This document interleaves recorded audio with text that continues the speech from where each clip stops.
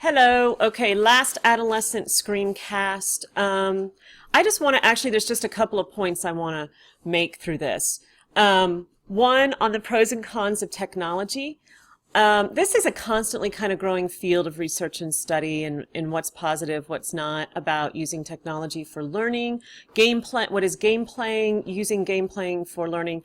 One thing that I'll say that I just have to say is this. We can have a lot of opinions about technology, about games out there and so forth, but the truth is it's not going away. It's only going to grow. I even saw Richard Davidson, who's the neuroscientist out of Wisconsin that I greatly admire. I heard him talk at CU, and a woman asked him, well, what about all these video games that these kids are playing, and what is this doing to their brain and all of this stuff? And his answer was, you know what? I've really decided and discovered that if you can't beat them, join them. And what he meant by that was create video games that are purposeful. So he was actually involved in creating video games that promote mindfulness and that promote building of the brain in ways that are positive. This isn't going away. And, unless we blow ourselves up and have to start all over, it's only going to keep advancing. And so coming to terms with this in some sort of way, with technology in general, and how our kids use it, and learning how to balance that as best as we can, and use it for the good, the good force, and teach our children other values too, so that there's a balance in place. Some pros: it improves visual spatial skills and vocabulary. Social networking may speed up loss of egocentrism. A lifeline for isolated teens. We think that there was actually a big study done, because there was an idea that it was isolating teens to be on Facebook or Twitter or Instagram or whatever they're doing. And, and I'm more the generation of Facebook, I think, than kids are, right? So it's, but actually a study that showed that's not necessarily so. That a lot of kids are using it, so they travel young people are traveling the world and seeing different things, but they're actually connecting with people around the world in ways that are allowing them to expand their horizons. Like if they do go on a trip or they go do something and they meet or they have a friend who knows somebody who lives there or whatever, that it doesn't necessarily lead to isolation. I'm not trying to do a generalization in either direction. But for isolated teens who are either terribly introverted, or, just don't have that option or opportunity or comfort level with socialization, it does give them a format, of some type of tribe. And, I have a gaming son, so this is something I had to kind of come to terms with. He's extremely bright and very techy, and this is going to be his world, and his world by choice. And I had to sort of, for someone who was a book reader and loved the outdoors and stuff, I had to kind of come to terms with it, embracing kind of what his strengths are, and also noting that in some ways it's a mediator for him socially. Like, it creates a sense of comfort where he can actually does interact quite a bit when he's with a friend playing Minecraft or something like that, and then it can build into other things. We all kind of have to be with it in ways that make us comfortable. There are dangers: addiction, escape, pleasure. Cyberbullying is probably, to me, one of the biggest dangers that there are, that bullies can hide behind keyboards and create great damage to people. Especially maybe those isolated teens, or those teens that are on the verge and trying not to get eaten and trying to fly under the radar. Sexting. 3% of 10 to 17-year-olds said a photo of them had been sexted.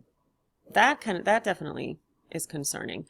But not sexual abuse. There doesn't seem to be as much of a danger in that. That's something that certainly pornography, child pornography, those kinds of things are certainly out there and can be a danger.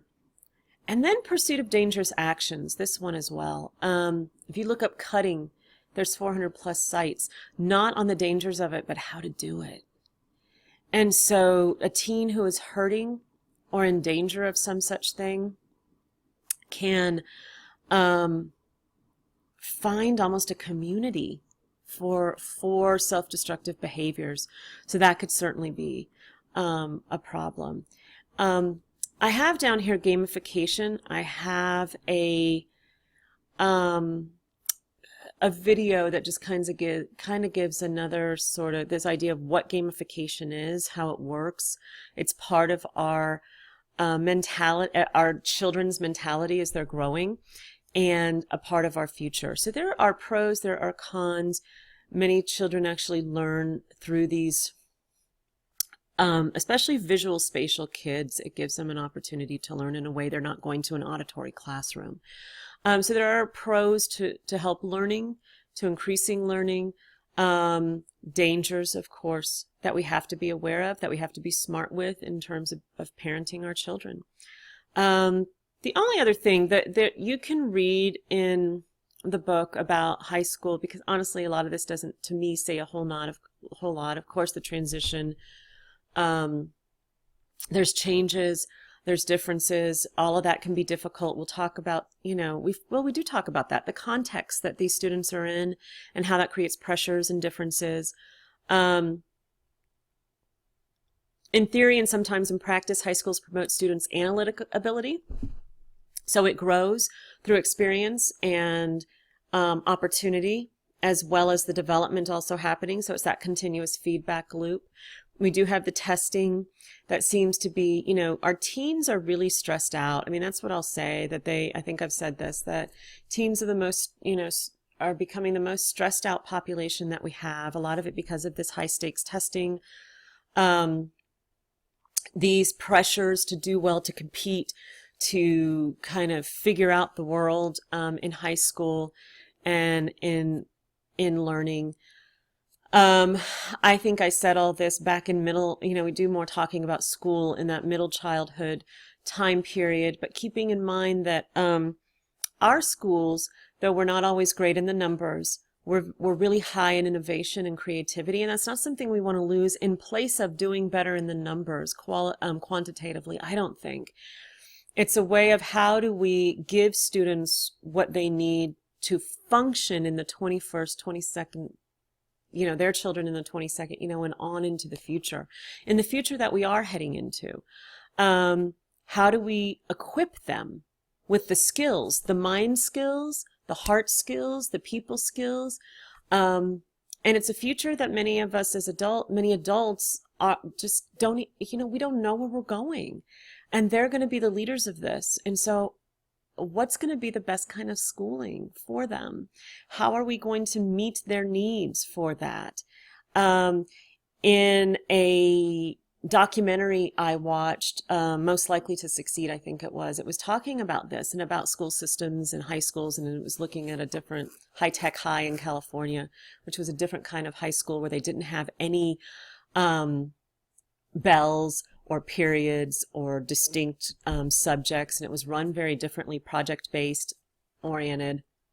And but there was actually a school in Denver where they taught, this teacher was trying to take some of these aspects into his classroom, and he talked to his most successful students, and he said, if you had to choose between really learning content deeply, learning something deeply, or learning what you need to learn to ace the test, which would you rather? And they said, ace the test.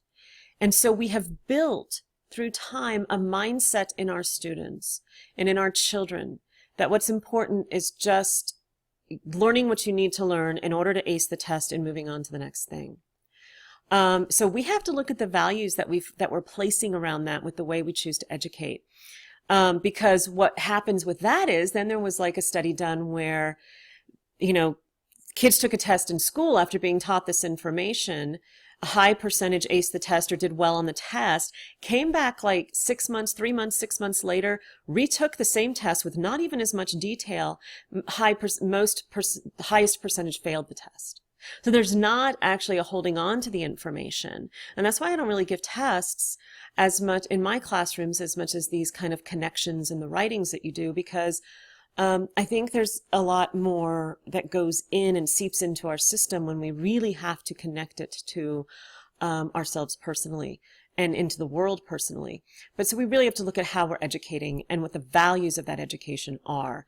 So anyway, that's all I'm going to do for 15. I said for adolescents, this isn't the last screencast for adolescents, but for chapter 15. So until 16, that's it.